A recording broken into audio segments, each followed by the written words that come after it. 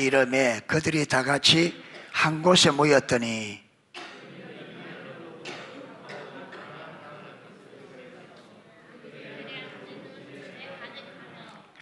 마치 불의 혀처럼 갈라지는 것들이 그들에게 보여 각 사람 위에 하나씩 임하여 있더니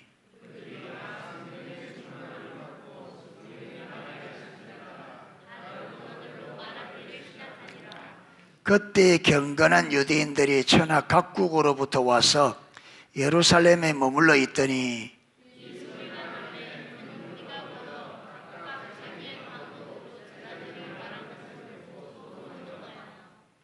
다 놀라 신기하게 여겨 이르되 보라, 이 말하는 사람들이 다 갈릴리 사람이 아니냐.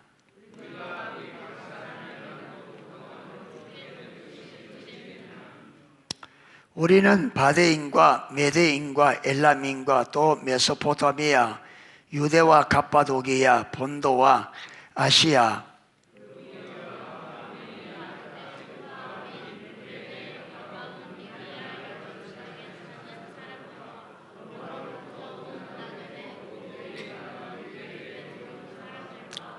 그레데인과 아라비아인들이라. 우리가 다 우리의 각 언어로 하나님의 큰 일을 말함을 듣는도다 하고,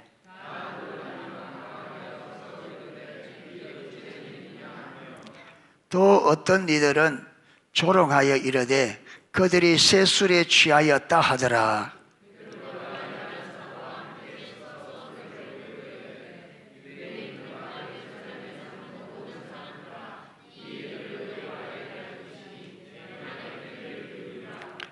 때가 제3시니 너희 생각과 같이 이 사람들이 취한 것이 아니라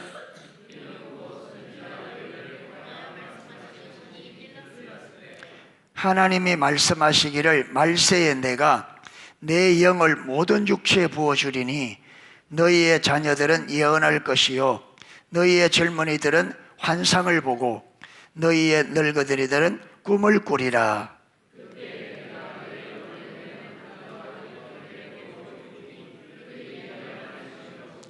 또 내가 위로 하늘에서는 기사를 아래로 땅에서는 징조를 베풀리니 곧 피와 불과 연기로다.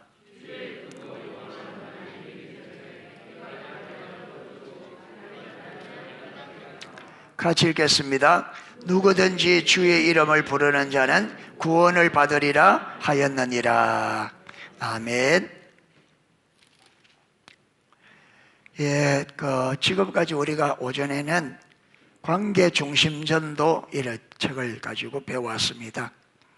제일 마지막 장 남았는데 제일 마지막 장은 제자훈련이에요. 제자훈련. 그거는 우리가 이미 많이 살펴보았고 또 앞으로 살펴보기 때문에 그거는 집에서 한번 개인적으로 읽어봐도 되겠다. 그래서 관계전도를 끝내고 당분간은 우리가 주님께서 주신 말씀이 성령의 능력으로 초대교회로 돌아가자 했잖아요. 그러면 초대교회로 돌아가려면 초대교회가 어떤 교회인지를 알아야 되잖아요. 초대교회가 어떻는지 아무것도 모르고 초대교회로 돌아가봤자 해서 아무런 의미가 없어요. 그런데 이 알렉 크라이더 이분이 책 제목이 초기 기독교의 예배와 복음전도. 그래서 이게 책이 간단하면서도 아주 알차게, 책이 적고 간단하면서도 초대교회에 대해서 굉장히 알차게 그렇게 기록되어 있어요. 이 책을 가지고 우리가 초대교회를 좀 살펴보려고 합니다. 여기 만인이네요. 사기 힘드신 분들은 앞에 나중에 앞에 띄워줄 겁니다. 띄워주는데 여러분 좀 젊으신 분들은 책을 한 권씩 사는 거 좋습니다. 집에 좀 읽어보고 이 앞에서 보는 것보다 한번 들어가 될 길이 아니고 여러분 저는 이거 지금 책을 4번째 읽고 있거든요. 4번 읽었습니다. 4번 읽었고 너무 좋아서 책의 내용이 이런데 여러분들이 요거 책을 구입하면 좋겠습니다. 젊은 분들은 좀 책을 읽을 수 있는 분들은 좀 사면 좋습니다. 그래서 요걸 가지고 할 겁니다. 오늘은 요걸 들어가기 전에 먼저 송구 영신 예배하고 지난주에 우리가 예수님께서 제자들 정인으로 불렀다 했죠. 정인, 너희가 정인이라. 그 정인은 예수님의 고난과 죽으심과 부활, 그리고 예수님께서 십자가에 죽으시고 예수님의 고난과 부활이 십자가 사건이잖아요. 십자가를 통해서 이루신 그것이 구원이란 말이에요. 구원. 아브라함 때부터 약속하신 믿음으로 말미암아 의롭다함을 받는. 그래서 하나님은 아브라함부터 이 땅을 타락한 이 세상을 구원하기로 하나님께서 선택하시고 그 구원을 구체적으로 시작한 게 아브라함이에요. 그래서 이 땅을 향한 하나님의 구원 계획을 구체적으로 처음 시작한 게 아브라함이고, 그 다음에 예수님이 아브라함부터 시작된 이 구원을 예수님이 완성한 거예요. 완성. 그래서 예수님이 뭘 다 이루었다? 율법을 다 이루었다. 그러니까 성경에 말한 모든 계명들은 결국은 뭐냐면, 결국은 이 땅에 하나님께서 이 땅을 사랑하셔서 이 땅을 뭐 하신다? 구원하신다. 그분이 우리의 창조자요, 그분이 우리의 구원자다. 이게 성경의 66권이 하는 말. 그래서 예수님께서 십자가의 죽으심과 부활을 통해서 구원을 완성함으로 여러분, 예수님께서 율법을 다 이룬 거예요. 마음을 다하고 뜻을 다하고 힘을 다해 주 하나님을 사랑하고 이웃을 내 몸과 같이 사랑하라. 이것이 온 율법과 선지자들의 강령이니라. 이 강령이란 말은 그 율법과 선지자들이 말했던 중심의 핵심이 뭐라는 말이에요? 하나님 사랑, 이웃 사랑. 그래서 여러분, 예수님께서 아버지와 친밀한 교제 안에서 아버지의 계획을 아시고 아버지를 사랑하기 때문에 자기가 뭐 하더라도 죽더라도 아버지의 뜻을 이루고 한편에서는 우리를 사랑하셔서 우리를 위해 자기의 하나님의 아들 된 모든 것을 포기하고 생명까지 내어주셔서 구원하셨다. 예수님이 보여주신 삶이 여러분, 하나님 사랑, 이웃 사랑. 하나님 사랑, 이웃 사랑. 그래서 제자들에게 예수님의 죽으심과 부활을 통해서 예수님께서 십자가에 마시기 전에, 돌아가시기 전에 이미 말씀하셨던 것을 친히 여러분, 예수님께서 십자가에 죽으시고 부활을 통해서 구원을 이루시고 그 다음에 부활하신 주님께서 제자들이 그 부활을 말 수 있도록, 확신할 수 있도록 제자들을 11차례 찾아다니면서 그들의 부활을 확신시켰습니다. 확신시켰어요. 예. 그런데 이제 이걸 보면요, 복음을 전할 내용은 완전히 제자들이 다 알게 되었습니다. 그렇죠. 복음의 내용은 예수님의 고난과 십자가의 죽으심과 부활, 그리고 이 이루신 이 예수님의 죽음과 부활로 통해서 이루신 죄 사함의 은혜, 다른 말로 하면 우리가 구원의 은혜. 그런데 예수님께서는 그렇게 준비된 제자들에게 그렇게 3년 동안 철저히 부활하신 주님께서 부활을 확신시키고 다 준비한 거예요. 다 준비했는데 그럼에도 불구하고 뭐라 하느냐면, 예루살렘을 떠나지 말고 아버지의 약속하신 능력이 너에게 입힐 때까지 예루살렘을 떠나지 마라. 이 말은 예루살렘을 한 발짝도 벗어나지 마라. 한 발도 움직이지 마라. 뭐 할 때까지? 능력이 입힐 때까지. 요게 누가복음 24장. 그 다음에 사도행전 1장에 들어가면서 요한은 물로 너희에게 세례를 주었으나 너희는 몇 날이 못되어 성령으로 세례를 받으리라. 성령이 너희에게 임하시면 너희가 권능을 받고 예루살렘과 온 유대와 사마리아 땅끝까지 내 정인이 되리라. 그러니까 결국은 예수님이 제자들을 정인으로 세웠는데 이 정인은 이론적인 것, 여러분 이 관한 것 이걸 알아들은 게 아니라 결국 돼야 되는 게 뭐냐면 성령의 역사라는 거예요. 성령이 임하지 않으면 너희가 정인의 삶을 살 수 있다 없다? 없다는 거예요. 정인의 삶은 반드시 성령을 받아야 된다. 그래서 성령을 받아서 권능이 너희와 함께 해야 된다. 그래서 사도 바울이 고린도전서 2장 4절 5절에 보면 내 말과 내 전도함이 사람의 말과 지혜에 있지 아니하고 성령의 나타남과 능력으로 하였으니 이것은 너희 믿음이 사람의 말과 지혜에 있지 아니하고 하나님의 능력에 있게 하려 합니다. 그러니까 우리의 실제적인 믿음은 어디서 나온다는 거예요? 살아계신 하나님의 생생한 능력을 경험할 때 된다는 거예요. 사람의 말과 지혜로 전달돼서 안 된다는 거예요. 성경을 읽어서 많이 안다고 되는 일이 절대로 반드시 성령의 역사가 필요하다. 성령의 역사가. 그래서 그들이 이게 개정개혁가 빠졌어요. 그런 걸 왜 뺐는지 모르겠어요. 옛날 개혁성경 보면 그들이 전혀 기도에 힘선이라는 말이 있어요. 전혀 그들이 모여서 전혀 기도에 힘선이라. 그때 이절에 혼련이 하늘로부터 이렇게 성령이 임하거든. 그러니까 예수님께서 약속하신 그 성령이 오순절 마가다락방에 120명 가운데 내린 거예요. 그러자 뭐 하기 시작했습니까? 방언을 하기 시작하죠. 그래서 방언을 하는데 신기한 일이, 여러분 그때는 6월절,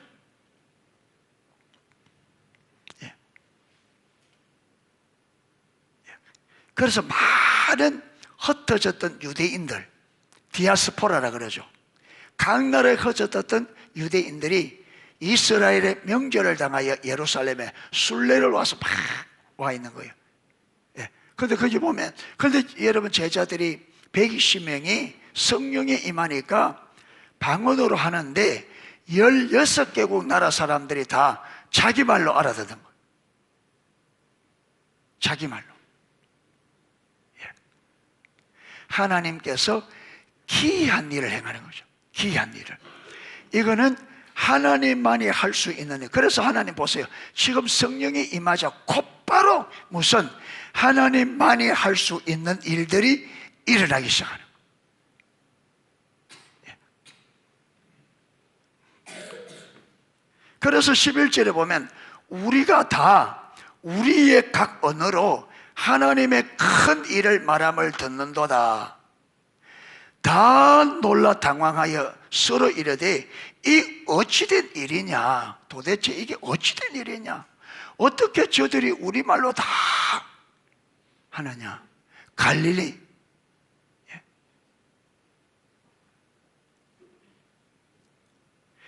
자, 7절에 한번 보십시오.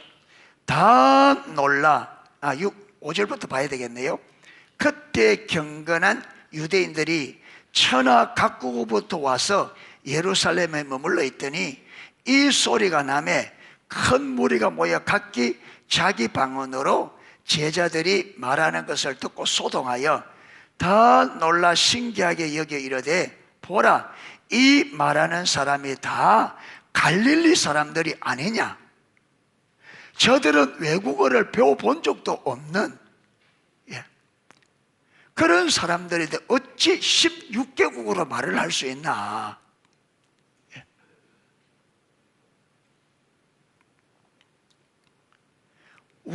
우리가 우리 각 사람이 난 방언으로 듣게 되는 것이 어찌 됩니다. 지금 계속 하는 말이 이거 어찌된 일이냐? 어찌된 일이냐? 여러분 12절에도 어찌된 일이냐? 그런데 여러분 이 듣는 사람들 중에서도 어떤 이들은 조롱하여 이르되 그들이 새술에 취했다. 여러분 성령의 능력이 기이한 일이 나는데 여러분 여전히 조롱하는 무리들이 있어요. 성령의 능력이 나타난다고 다 믿어지는 게 아니고 그걸 보고 조롱하는 무리도 있다니까요.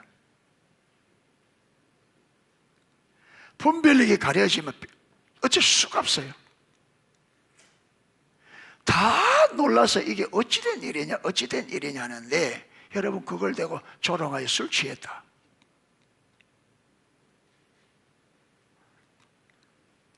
그러니까 베드로가 서서 지금이 3시, 우리나라로 말하면 9시인데 아침부터 누가 술이 취한 사람이 있느냐?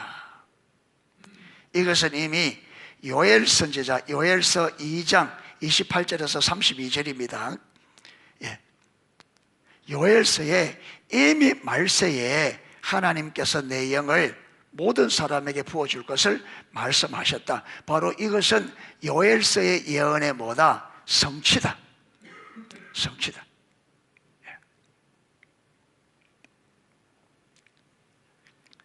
그러면서 여러분, 이 성령이 마가다락방에 부어짐으로 무엇이 시작되느냐 하면 초대 교회가 시작됩니다. 교회가. 그래서 교회는 누구 능력으로 시작됐다고요? 성령의 능력으로 시작됐습니다. 교회는 성령의 능력이 기초적으로 깔려 있습니다. 여러분, 교회가 성령이 교회 안에 운행하지 않으면 교회로서는 교회가 교회로서 모든 것을 기능을 전체 상실합니다. 아무것도 안 돼요. 우리 성도도 마찬가지. 우리가 성령으로 말미암아 성도로서의 기능은 제로입니다. 아무것도 못해요. 아무것도 못해요. 여기에 호시아를 닮은 성자, 예, 이세종이라는 분인데 1900초년기에 여러분 이길수 목사님이 계셨던 그 화순군 화학산 화순군 거기에 등광리라는 곳에 태어나서 거기서 뭐랄까 선지자 같기도 하고 아니면 좀 긴 같기도 하고 예수님을 성경 고지 곧대로 믿은 분이에요. 그런데 이분이 많은 여러분 머슴을 살아서 굉장히 많이 돈을 벌어서 부자가 됐는데 예수를 믿고 그 재산을 가난한 사람에게 실제 다 나눠준 거예요. 자기의 빚진 사람들 다 탕감해주고 부인이 못 살겠다고 2번이나 도망갔는데 두 번 다 가서 데리고 와요. 그래서 호세아를 닮은 선지자는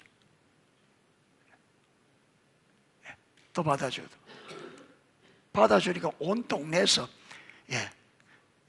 이 처사는 부인을 용서해 줄 줄 몰라도 우리 마을에서는 저런 사람들을 도저히 받아들일 수 없다. 이렇게 동네가 들고 일어나서 안 된다고. 저런 사람은 우리 동네 받아들일 수 없다고. 그런데 여러분 부인으로 받아들여서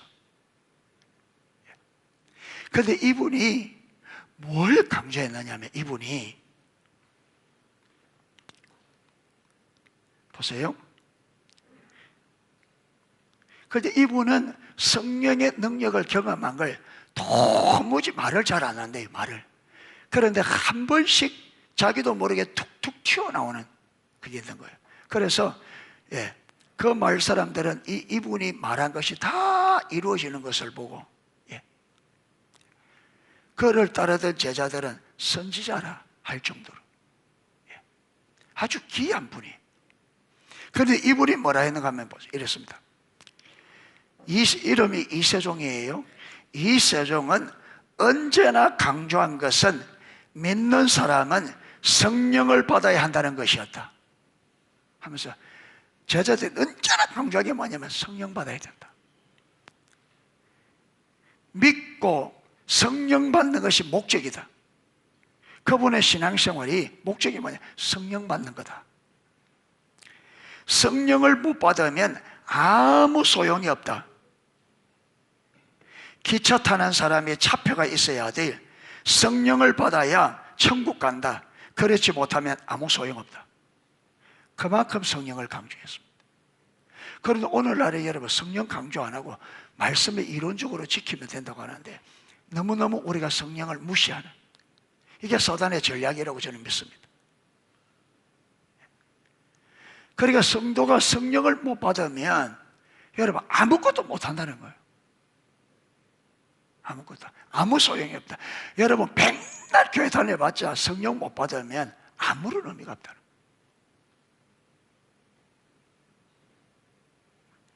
그렇죠. 믿고 성령 받는 것이 목적이다. 믿고 성령 받는 게 목적이다. 그러니까 우리가 성령 받는 것을 내려놓고 좀 열심히 하면 되겠지. 그게 속은 거라고요. 우리가 완전히 속은 거라고. 예. 완전히. 할 수도 없고 되지도 않고요.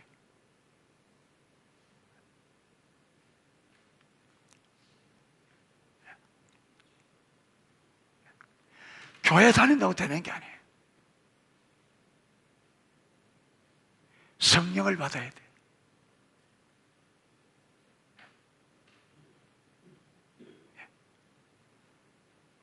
성령 안 받으면 종교 흉내만 해요. 흉내만. 그래서 우리가 초대교회로 돌아가야 되는데, 여러분 초대교회는 뭐로 시작됐다고요? 초대교회가 그런 교회가 된 것은 교회 가운데 성령이 왔기 때문에 가능한 거예요. 초대교회 성도들이 열심히 살아서 아니요. 성령의 역사입니다. 교회는 처음부터 뭐로 시작됐다고요? 성령으로 시작됐습니다.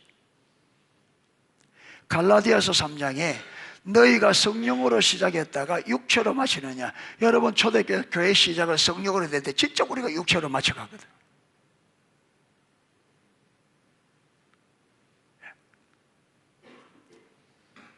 그래서 여러분 원래는 정말 성령의 능력으로 초대교회로 돌아가자.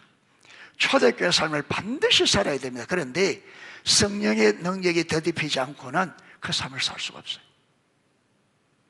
그렇기 때문에 우리가 초대교회의 삶을 우리가 애를 써야 됩니다. 그런데 우리가 애쓴다고 되는 게 아니고 두 수레바퀴 돌아가야 됩니다. 성령을 구하는 것과 내가 초대 성도들처럼 살려고 하는 애쓰는 것과 우리의 노력이 필요합니다. 가만히 있는데 성령이 그냥 오지 않습니다. 우리가 살아보려고 애를 쓸 때 그걸 보시고 성령님이 오시는 거예요. 아무것도 안 하고 성령님 주세요. 그래서 그랬잖아요. 11m 다이빙 대에서 뛰어내리라. 주님 물 채워주세요. 뛰어내릴게. 그런데 네가 뛰어내리면 내가 채워줄게. 그러니까 우리가 그걸 믿고 성령이 도와주시고 믿고 이 삶을 살려고 애를 써야 됩니다. 아멘. 그래야 성령님이 우리 그 중심을 보시고 저 진짜 저거를 살고 싶구나. 그런데 아무것도 안 하면서 성령 주세요 살게요. 그거 안 된다는 거예요. 그래서 여러분 교회가 초대교회로 안 돌아가면 교회가 교회 기능을 못합니다. 그래서 제가 초대교회가 그래서 여러분 초기교회 기독교가 어땠는지 이걸 보려고 합니다. 그런데 여러분 이걸 읽어갈 때에 성령의 이야기가 간간히 나옵니다. 간간히 나오는데 여러분 이게 책이 성령을 간간히 이야기하더라도 그 모든 것들이 성령님의 역사로 이루어졌다는 것을 잊어버리면 안 됩니다. 성령의 역사가 없으면 안 됩니다. 여러분 이 세상에 여러분 성령이 없어도 될 것 같으면 하나님께서 성령을 왜 보내주겠습니까? 안 그러겠어요? 성령의 능력이 없어도 될 것 같으면 성령을 왜 보내주셨겠어요? 성령의 역사가 없었는데. 그래서 관건이 뭐냐면 성령이 오시느냐 안 오시느냐 이 싸움이에요. 관건이. 신앙생활 잘하느냐 잘 못하느냐는 내가 얼마나 노력하고 기도 얼마나 많이 하느냐. 기도가 필요합니다. 그런데 기도는 성령의 역사. 그래서 여러분 누가복음은요 핵심이 성령입니다. 누가복음은. 그래서 마태복음에 여러분 7장에 구하라 찾아라 두드리라 준다면서 뭐라고 그러냐면 자녀가 떡을 달라 하면 돌을 줄 부모가 있냐. 그러면서 쭉 내려가 뭐라냐. 밤낮 기도하는 자에게 마태복음에는 좋은 것을 주지 않겠느냐. 이러는데 누가복음은 똑같은 내용을 쓰면서 뭐라느냐 하면 성령을 주시지 않겠느냐. 그래서 누가복음은 예수님의 모든 사역과 가르침이 성령으로 되어졌다는 것을 말씀하고, 그런데 여러분 누가복음은 또 동시에 뭘 강조하느냐면 이게 기도로 되어졌다는 거예요. 그래서 예수님의 기도를 누가 보면 특별히 예수님의 기도를 많이 기록합니다. 그래서 기도와 성령과의 이 능력이 밀접하게 연결되어 있습니다. 그래서 예수님도 제자들이 마태복음 9장에 여러분 17장이죠. 귀신 들린 아이 데려왔을 때 9명의 제자가 안 되잖아요. 그래서 예수님께서 단번에 고치죠. 그 예수님께서 나중에 조용히 제자들이 물었을 때 왜 우리는 안 되었습니까? 물었을 때 예수님 무엇이 문제라 그랬습니까? 기도 외에는. 그 결국은 뭐냐면 기도와 무엇이 연결된다? 성령의 능력과, 기도와 성령의 능력과. 기도할 때 여러분 우리 제목 하나님 이거 주세요 이게 아니라 성령을 주시고, 왜 성령을 받아야 되느냐? 내가 높아지고 그게 아니라 하나님, 내가 그리스도 하나님의 백성으로 주님의 뜻과 목적을 가지고 나를 구원하셨고, 우리 농속교회가 하나님의 뜻과 목적을 세웠는데 교회가 이 목적을 이루어야 되고 내가 이 목적을 이루어야 되지 않겠습니까? 주의 이름과 주의 나라와 주의 뜻을 위하여 주님 능력을 주세요. 뭘 위해서? 그의 나라와 그의 의를 위하여. 그의 나라와 그의 의를. 거기에 우리 개인적인 사사로운 것은 완전히 빠져야 됩니다. 내 야망, 내 목적은 완전히 빠지고 순수하게 그의 나라와 그의 의가 순전하게 돼야 돼요. 순금처럼. 그게 불순물이 끼어들면 안 돼요.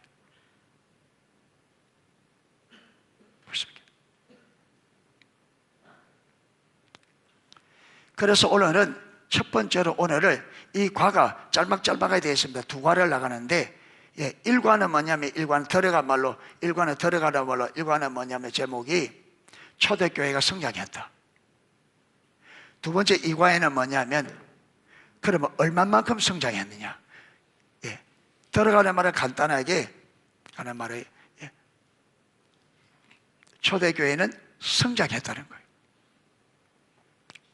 성장할 수 있는 요인이 전혀 아니고 성장할 수 없는 요인들이 온 세계에 꽉 깔려있는데, 그런데 그 가운데 성장했다는 겁니다. 그리고 두 번째는 그러면 얼마나 성장했냐.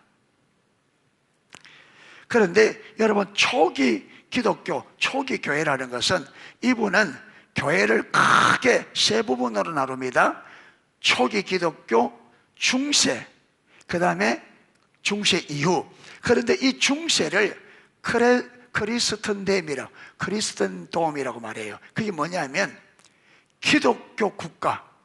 여러분, 391년 테오도시우스 황제가 기독교를 313년에 콘스탄티누스 황제는 기독교를 공적인 종교로 인정합니다.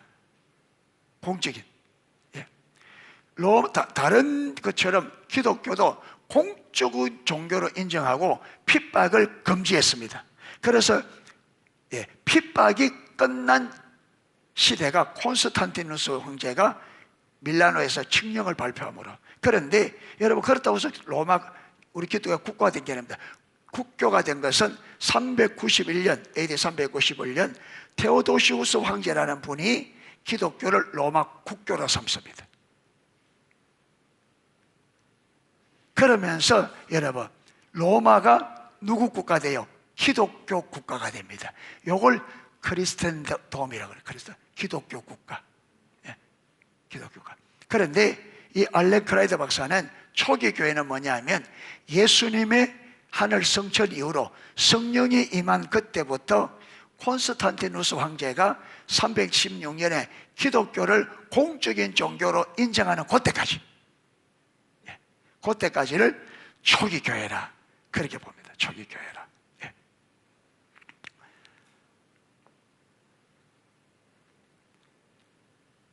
자, 띄워놨죠? 자, 들어가기. 크리스턴덤 이전. 예, 크리스턴덤 이전.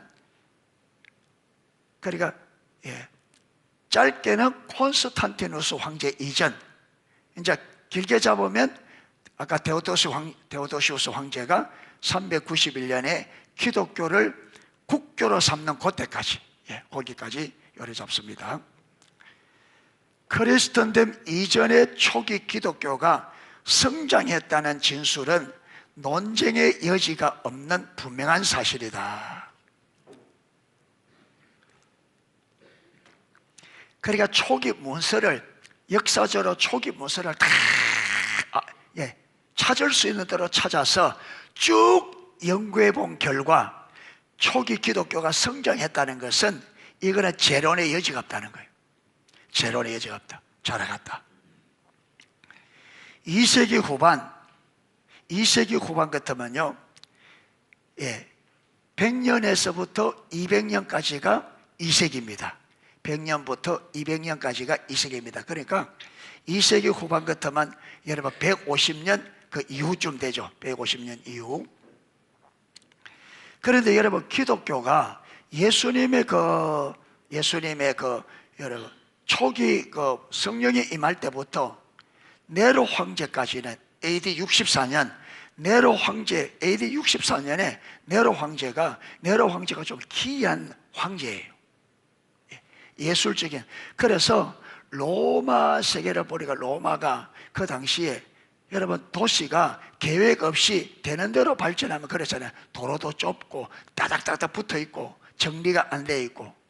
그러니까 이 네로 황제가 보니까 로마가 대도시인데 거리도 좁고 집들이 따닥따닥 붙어 있고 이러니까 이게 안 좋은 거예요. 그리고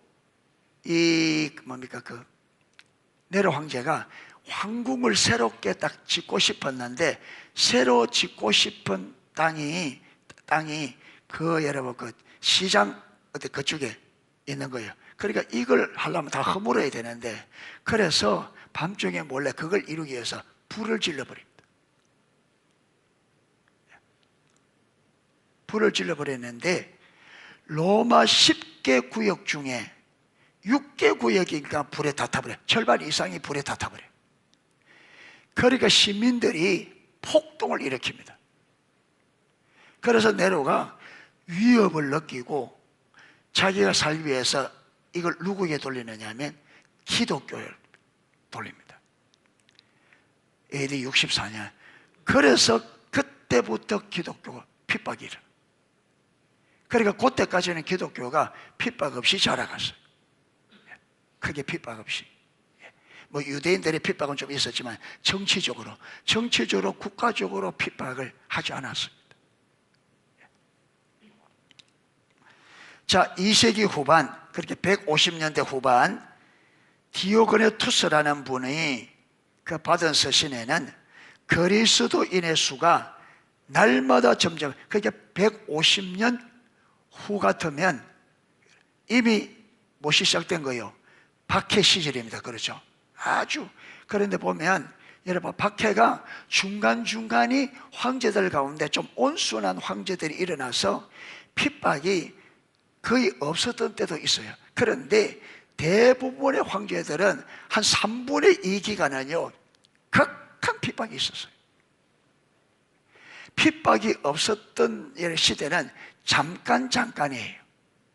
그리고 콘스탄티노스 황제가 기독교를 공적으로 선포할 때까지는 계속 핍박이 어마어마한 핍박이 어마어마.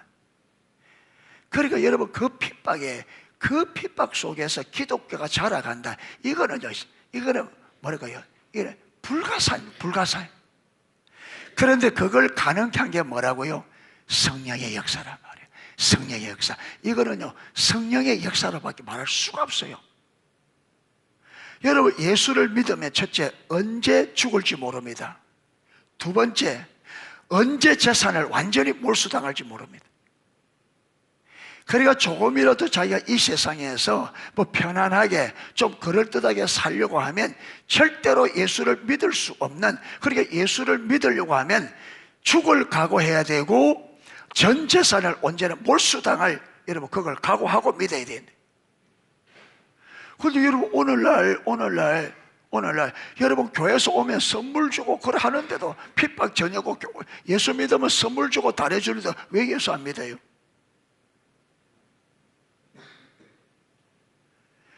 이런 시기에 교회가 자라갔다. 이거는요 불가사는 거, 불가사는. 여러분 지금 교회 안에 들어있는 사람도 조금만 싫은 소리면 픽비제 나가 버리고 교회 옮겨 버리고. 그리고 오늘날 교회가 믿음이 뭔지를 전혀 모르고 신앙의 삶이 뭔지 전혀 모르고, 그래서 아까 이세종 선생이 성령 받아라는 이유가 그랬습니다. 성령 받지 않으면 믿음이 뭔지 모르고 삶이 뭔지 전혀 모르고. 전혀.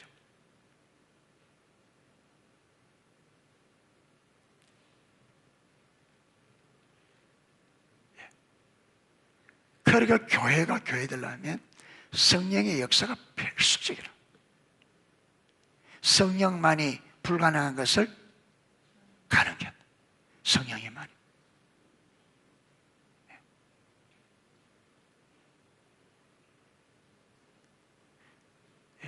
이분은 성령 받아야 구원받는다.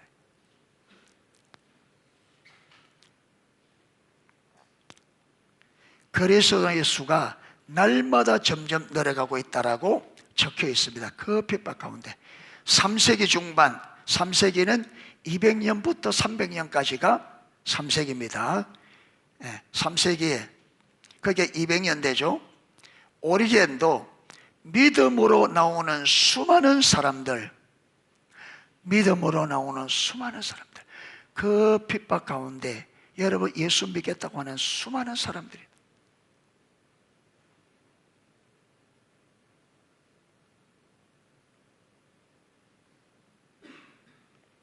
여러분 이게 사람들이 좀 잘해준다고 되겠어요? 제가 농수교에 처음 와서 여러분 8년 동안 농사 지으면서 트랙터 사가지고 온 동네 사람들 여러분 이리 가면 저리 가면서 일 다 해주고 다 거들어주고 어마어마하게 도와줬습니다. 그런데 가을에 살은 가져와도 교회는 안 나와요. 가을에 고구마 가져오고 살은 가져오는데 예수는 압니다. 잘해준다고 예수 믿는 거 아니에요. 성령께서 깨닫게 주셔야 돼요. 깨닫게 주셔야 돼요.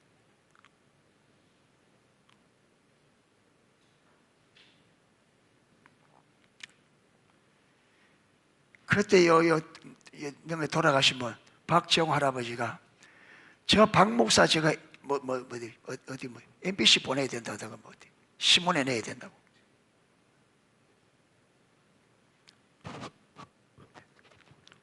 그래서 우리에게 지금 안 나오지만 여러분 박봉상 씨가 그 어떤 신문인지 모르겠습니다. 아주 유명한 신문은 아닌데 그게 무슨 신문인지 모르겠어요. 한번 그때 요 회관 앞에 보면 집터 하나 있는데 그 집터 그 집 하나 있는데 그게 그 할머니 이름이 그 정치고 하신 분, 예? 김봉철 할머니. 김봉철 할머니 치매가 걸려서 이 똥을 사가지고 아무데나 이걸 하는 거예요.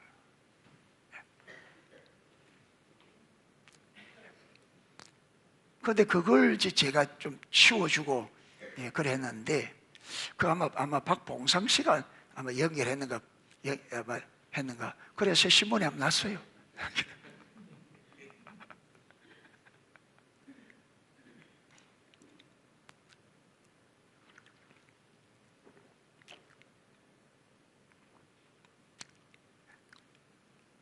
성령의 역사 없이는요 우리가 도와주는 것도 도움으로 끝이에요. 성령께서 여러분 우리가 사랑을 베풀 때 이게 저들이 나를 사랑해서 그렇다는 걸 성령께서 깨닫게 해주셔야 돼요. 깨닫게 해주셔야 돼요. 성령의 역사 없이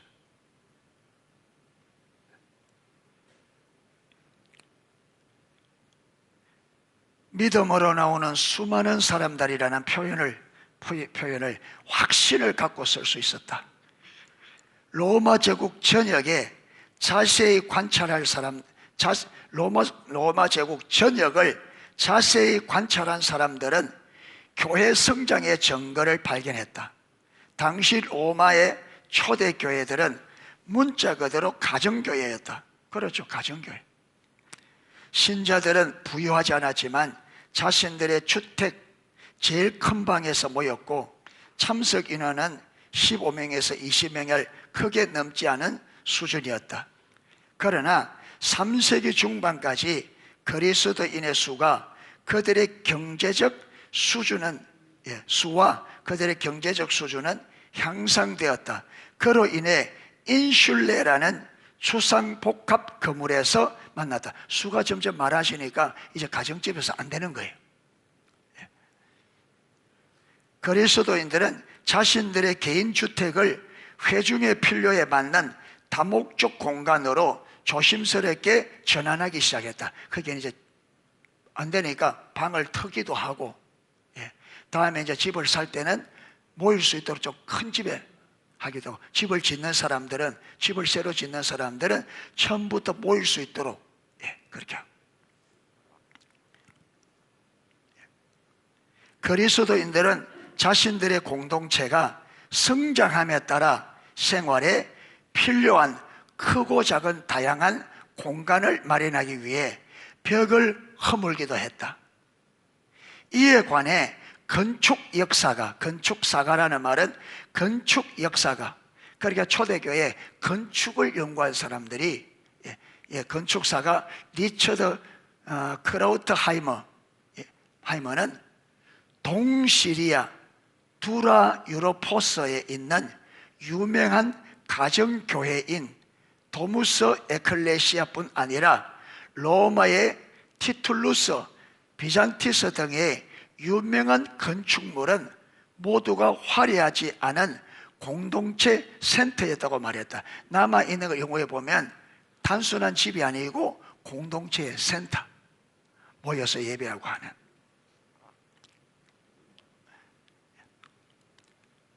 그리스도인들의 생활은 여러 면에서 여전히 가정에 머물러 있지만, 그게 개인들은 가정에 머물러 있었지만 건물은 공동체 생활을 위해 확장되었으며 그것은 곧 공동체 구성원의 수를 반영하기도 하였다. 그렇죠. 사람이 여러분 15명, 20명 모이는데, 그래 모이는데 더 크게 할 필요 없잖아요. 그런데 사람들이 자꾸 더해지니까 이제 이게 어쩔 수 없는 거죠.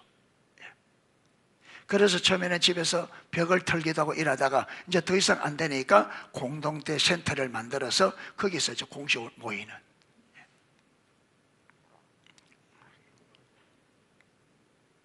그것은 그러나 오리게는 가이사랴에 있는 건물 같은 경우, 가이사랴에 있는 건물 같은 경우는 목회와 교회 성장을 위한 장소로 사용하기에 여러 문제가 있다고도 지적했다.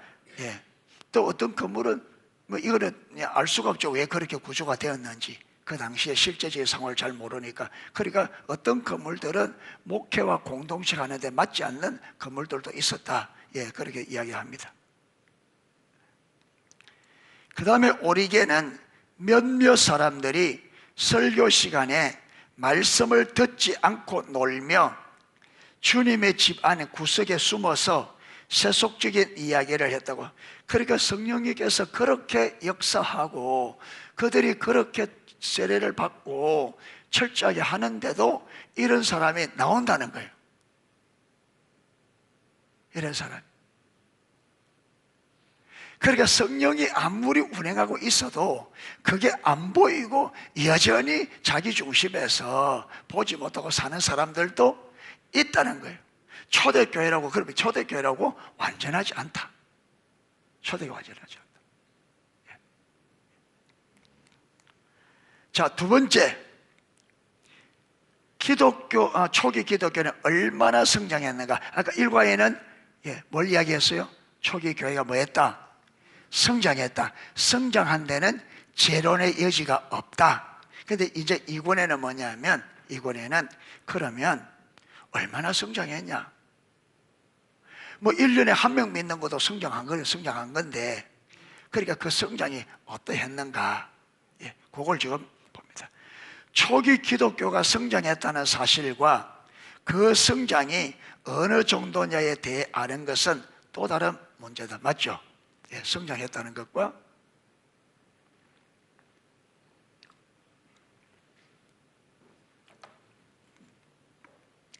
얼마나 성장했느냐는 또 다른 문제다.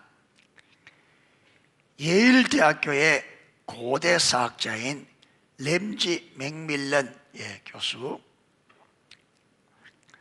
예일대학은요 미국의 하버드, 프리스턴, 그 다음에 여러분 이 예일대학교는 아주 초기에 지어져서 미국에서 유명한 대학들입니다.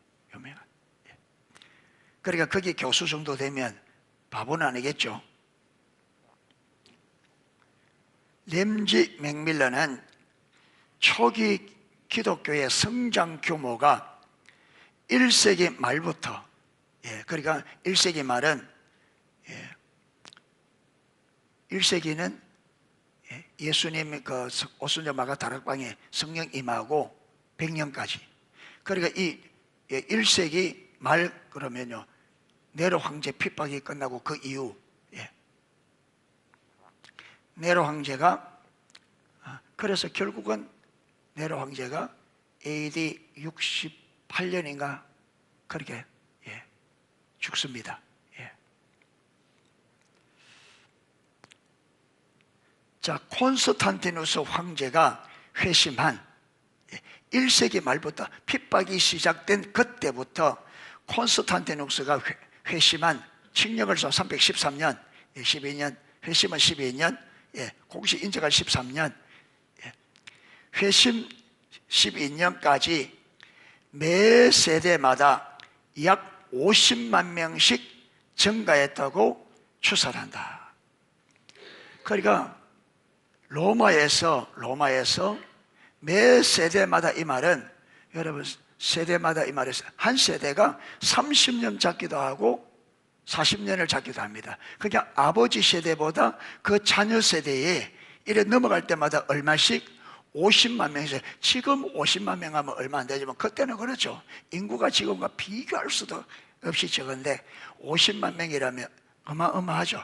물론 이제 3, 40년 만에 그렇게 된다 할지라도.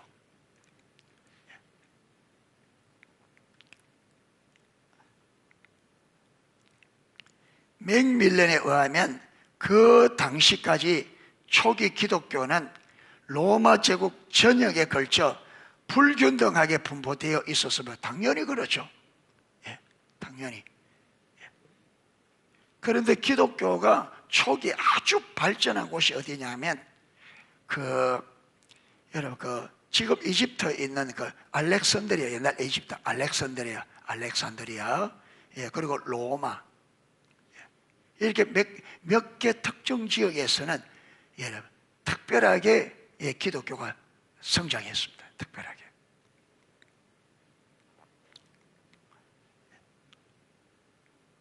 분포하고 있으면 전체 인구의 그 당시 전체 인구의 5% 내지 8% 정도의 비율을 차지했다고 합니다.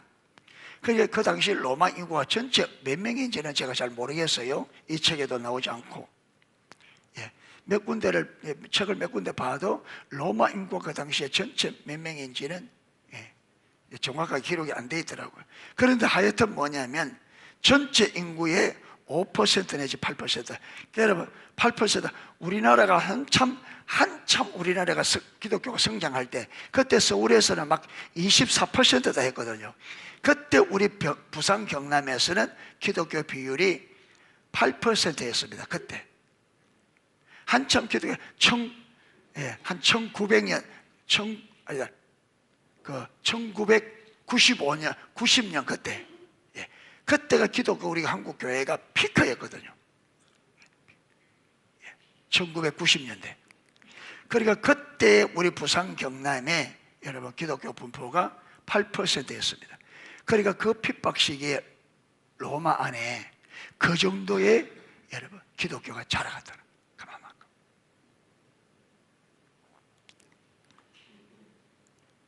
그러나 초기 기독교의 성장이 더 높은 비율이었다는 기록도 있다. 그러니까 사람마다 추정하는 게 많이 좀 다릅니다. 자, 엘랭엔의 볼프강 비시마이어 교수는 최근 연구에서 그리스도인의 수가 놀랍게도 로마 제국 전체 인구의 20%, 20%라면 100명 같으면 몇 명이란 말이에요? 20명. 어마어마하죠. 그러면 여러분, 그 5명 중에 한 사람은 기독교인이에요. 그러니까 서울 인구가 여러분, 서울에서 그때 24% 같으면요, 4명 중에 한 사람이 그리스도인. 그러니까 사람이 모였다. 그게는 뭐 기독교인, 사람들이 좀 모이면 그 기독교 몇 명이 끼어 있는 거예요.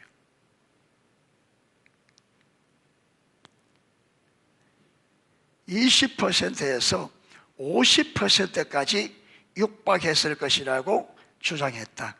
그러나 이것은 소아시아 일부 지역에서만이라면 몰라도 로마 제국 전체를 놓고 보면 너무 높을 수다. 그렇죠? 이거는 전체 50%면 두 사람 절반이 그건데 로마 전체, 알렉산드리아 뭐 이런 데는 모르지만 로마 국가 전체에 비하면 50%는 좀 무리다.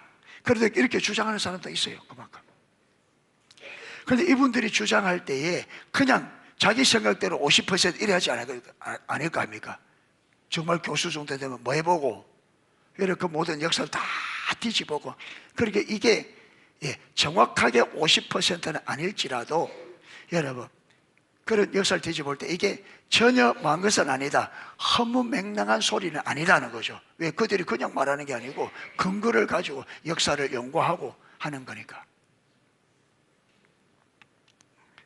그러나 이것은 소아시아 일부 지역에서 몰라도 읽었고요, 현재 연구 결과로 보아서 그것은 너무 과장된 수치에 틀림없다. 또 다른 학자들이 해볼 때는 그거는 좀 너무 높은 수치다. 자, 학자들이 그리스도인의 인구 비율을 어떻게 추산하든지 초기 기독교의 성장이 주목할 만했다는 것은 사실이다. 그러니까 여러분, 숫자는 좀 달라도 분명한 것은 뭐냐면 기독교가 놀랍게 마고 있었다, 확장하고 있었다는 것은 주목할 일이다. 왜냐하면 당시의 초대교회는 기독교의 성장을 억제하는 요인이 있었는데도 불구하고 성장했기 때문이다. 여러분, 성장 억제 요인이 좀 적은 것이 아니라 어마어마한, 기독교가 자라지 못하도록 여러분, 황제들이 기독교를 멸절시키려고 하거든. 멸절, 완전히 뿌리를 전멸시키려고 해요. 왜 그러냐면, 왜 그렇게 황제들이 핍박했냐면, 황제들은 로마를 하나로, 황제니까 로마가 하나로 통합되어져야 나라가 평안하잖아요. 그래서 로마 황제가 나라의 통합을 위해서 종교를 만드는데 뭐냐면, 그게 여러분, 로마 신들에게 황제를 위하여 마도록, 황제를 위하여 기도하고 황제를 위하여 제사를 드리도록 그렇게 한 거예요. 그런데 여러분, 이렇게 우상숭배를 우상숭배 좀 약한 왕들은 기독교인들 좀 온건하게 하는 거예요. 그런데 여러분, 이 자기의 야망이 크면 클수록 핍박을 많이 한 거예요. 그런데 어떤 황제는 자기가 제우스의 아들로 자기가 신이다, 이래서 자기에게 말하고요, 절하고 기도하러 가니까 이거 기독교도 용납이 안 되잖아요. 그 다음에 신들도 다른 신들에게도 하지 않고, 그러니까 기독교는 황제가 볼 때는 기독교는 로마에 있어서 망한 거예요. 로마의 평화를 깨뜨리는 반역자들이에요.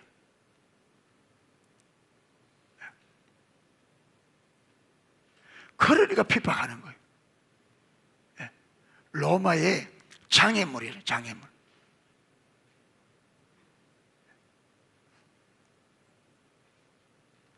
그런데도 성장했다는 거죠. 그러나 초기 기독교 그리스도인들에게 생명을 위협하는 박해가 항상 있었던 것은 아닙니다. 항상 있었던 것은 아니에요.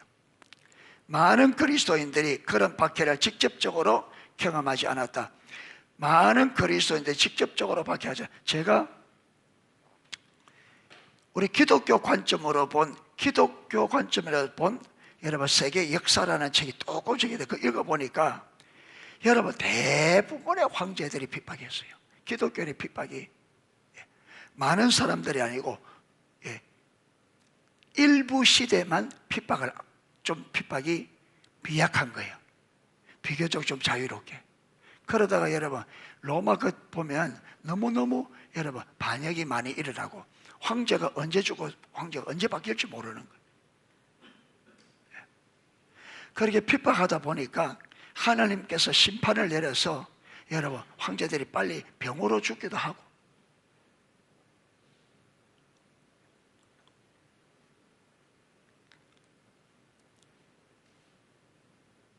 모든 그리스도인들은 로마 제국의 측량이나 지역적 위기로 인해 공동체를 집어삼킬 만한 위협적인 박해가 언제라도 일어날 수 있다는 것을 알고 있었다. 그래서 그리스도인들은 동료 순교자들의 행적을 후대에 전하며 순교한 날을 기리고 그날을 진정한 의미에서의 그리스도인의 생일로 여겼다. 터툴리안의 표현에 따르면 그리스도인들의 가정교회는 방책으로 둘러싸 있는데 실제로 그리스도인들의 비밀 모임에서 죄수들을 숨겨주었기 때문에 그들은 포위를 당하고 공격을 받았으며 오리겐이 전해준 바와 같이 건물까지도 불태워졌다. 그러니까 사랑이 있으니까 오염되게 피워오는 사람들 숨겨주다가 그게 발각되어져서 완전히 몰살당하기도 하고 집이 완전히 불태워지기도 하고. 초기 기독교의 모든 그리스도인들은 언젠가는 죽음을 직면해야 한다는 사실을 알고 있었다. 다시 말해서 어떤 사람이 편안한 삶을 살기를 원한다거나 높은 지위를 갖는 사람으로 출세하기를 원한다면 그리스도인이 되어서는 안 되었다. 평안한 삶 원하고 세상에서 잘 되기를 바랐다면 그런 사람은 그리스도인이 될 수 없었다. 왜? 그리스도인 되면 언제 죽을지도 모르니까. 그런데도 불구하고 사람들은 그리스도인이 되었다. 왜 그랬을까? 최근 역사가들은 과거에 많은 사람들이 중요하다고 생각했던 모든 이유들을 배제하고 초기 기독교의 역사 연구에 관한 새로운 호기심을 갖게 되었다. 예를 들면 일반 대중의 설교 경우 아스다비너의 당시에는 일반 대중을 향하여 직접적인 설교는 거의 없었다. 그러니까 여러분 그 당시에는 핍박이 있으니까 대중 설교하면 안 되겠죠. 당장 잡혀가죠. 왜 그러냐? 너무 위험했기 때문이다. 아니면 선교를 위해 회중을 조직화하는 일은 어땠을까? 게오르고 크레츠마르는 선교를 위해 새로운 신도를 모집하는 일은 한 번도 조직된 적이 없었고 외부와의 관계에서는 어떤 엄격한 규칙도 발견되지 않는 반면 그리스도인의 공동체 생활에는 분명한 체계가 있었다고 말했다. 이교도의 회심을 위한 기도는 어떠했는가? 이브 콩가르는 초기 기독교 그리스도인들은 자연인들의 번영과 안녕을 위해 기도했지만 그들의 회심을 위해 기도한 적은 거의 없었다고 말한다. 무슨 말이냐면 초대교회가 자라가는데 그런데 그들에게 복음을 전하는 설교라든지 전도를 한다든지 어떻게 그들을 여러분 예수 믿도록 기도하든지 이게 일체 없었다는 거예요. 일체. 일반 대중들을 향하여 설교도 할 수 없고 선교도 하지 않고 그렇게 쉽게 말하면 어떤 방식으로든 사람들에게 전도가 불가능했다. 하지 못했다. 그런데도 기독교가 자라더라. 그런데도 어떻게 자라갔는지는 이유로 나올 겁니다. 사실 필자가 연구한 바로도 초창기부터 이어져 내려온 그래 많지 않은 회심을 위한 기도조차 11번 중에는 8번의 기도가 예수님의 명령에 순종해서 드린 원수와 박해자들을 위한 기도였다.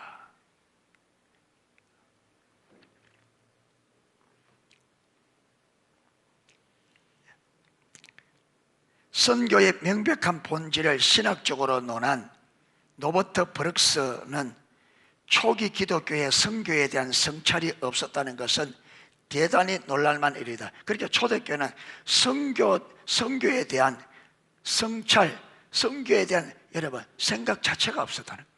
선교에 대한.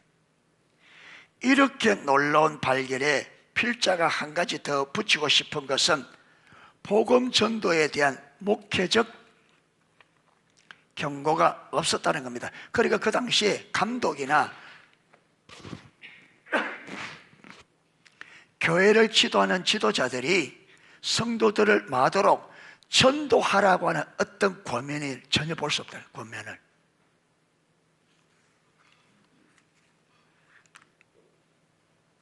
아프리카의 주교이자 순교자였던 키프리안의 저서 에두큐리넘에서 이를 잘 기록하였다. 그의 책 중 제3권은 새 신자들을 위한 신앙생활에 필요한 교본이다. 에두큐리넘 제3권은 새 신자들을 위한 신앙생활에 필요한 교본인데 그게는 120문항으로 거룩한 교훈을 담고 있는데 그 책은 그리스도인의 관심사를 총망라하고 있다. 그 책에는 그리스도인의 관심을 총망라. 거기에는 형제들끼리 서로 도와야 하고 그리스도인은 항상 깨어서 기도해야 한다는 등의 내용은 있지만 전체 교인 중에 불신자들에게 복음 전도를 촉구하는 내용은 단 한 구절도 없다. 그러니까 초대교회는 여러분 초대교회 자체가 전도에 대해서 무엇이 생각 자체가 없었다는 거예요.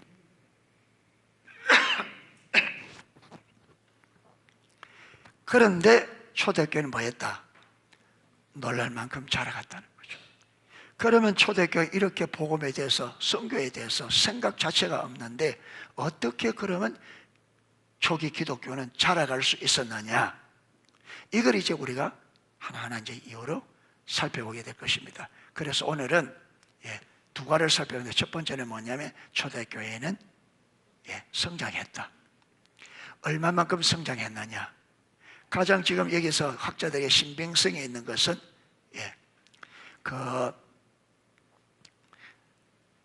2세기 후반, 그렇죠. 1세기 후반부터 콘스탄티누스 황제가 칙령을 선포할 때까지, 그때까지 기독교 로마 전체에서 적게 잡는 사람은 5%, 많이 잡는 사람은 8%. 120명으로 시작된, 여러분 마가다락방에서 120명으로 시작된 성령의 역사가 여러분 로마 전체 인구의 8% 정도를 복음하는 이런 놀라운 역사가 어떻게 일어나느냐? 핵심은 성령의 역사입니다. 그런데 여러분 아까 말했던 것처럼 성령님의 역사만 있다고 되는 게 아니죠. 반드시 그게 합당한 우리 여러분 초기 기독교인들의 헌신, 희생 당연히 따르죠. 하나님의 역사는 하나님만 이루지 않습니다. 우리를 통해 이루기 때문에 그만큼 하나님의 역사에 동참하는 우리는 그만큼 또 각오가 되어 있어야 되고 헌신과 수고가 필요합니다.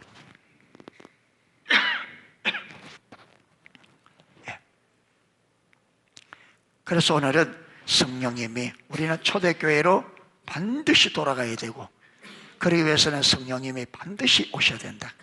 성령님의 역사 없이는 교회는 교회의 기능을, 성도는 성도의 기능을 전혀 할 수 없습니다. 하나님 앞에서 성령 없이 이것저것 하는 거요, 그거 하나님 앞에는 별 의미가 없습니다. 아까 이세종 선생님이 말한 것처럼 믿음의 목적은 성령을 받는 거다. 왜 그러겠어요? 그분이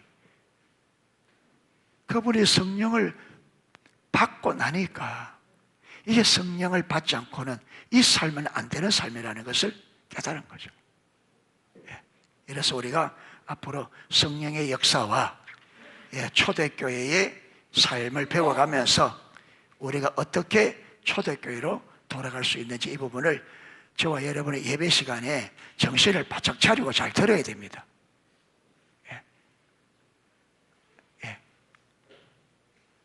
졸면 안 돼요. 정신을 바짝 차리고 잠 먹어도 옷을 벗었어요. 뜨뜻하게 입고 잠자지 말고 좀 추워야 돼. 앞으로 졸면 제가 온풍기에 끌 겁니다. 돌돌 떨면서 예배드려요. 안 졸지. 어쨌든지 간에 여러분 어쨌든지 간에 깨어서 기도해야 될 거 아닙니까? 신앙생활 바르게 해야 될 거 아닙니까? 이래서 하다가 갈 거예요? 믿는 것도 아니고 안 믿는 것도 아니고 차지도 않고 뜨겁지도 않고. 여러분 교회는 초대교회로 돌아가라 그러는데 하나님은 그래야 교회가 기능할 수 있는데 그런데 여러분 천하태평에 대해서 잠 온다고 졸고 앉아있고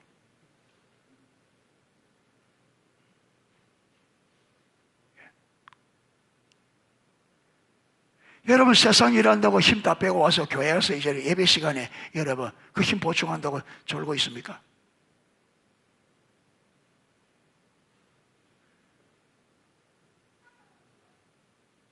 돈 벌 때도 잠자요? 졸고 앉아 있어요?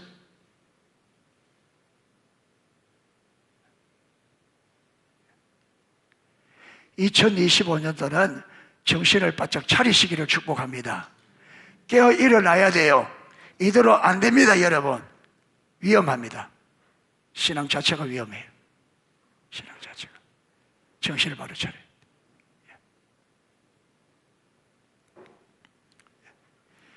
찬양하고 기도하도록 하겠습니다.